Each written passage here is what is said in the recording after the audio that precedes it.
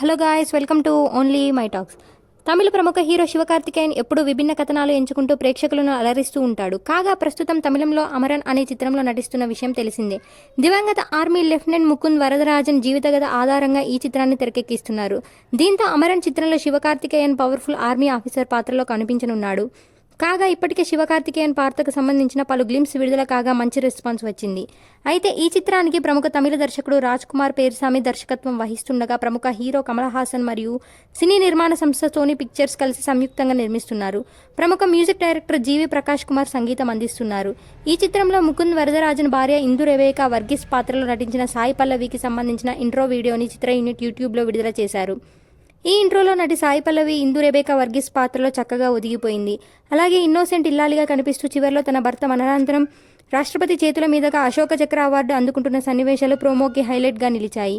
ఈ విషయం ఇలా ఉండగా అమరన్ చిత్రం తమిళ్తో పాటు తెలుగు, హిందీ, మలయాళం తదితర భాషల్లో అక్టోబర్ 31న దీపావళి పండుగ కానుకగా విడుదల చేసేందుకు చిత్ర యూనిట్ సన్నాహాలు చేస్తున్నారు. ఇలాంటి అప్డేట్స్ కోసం please like, share, subscribe OMT.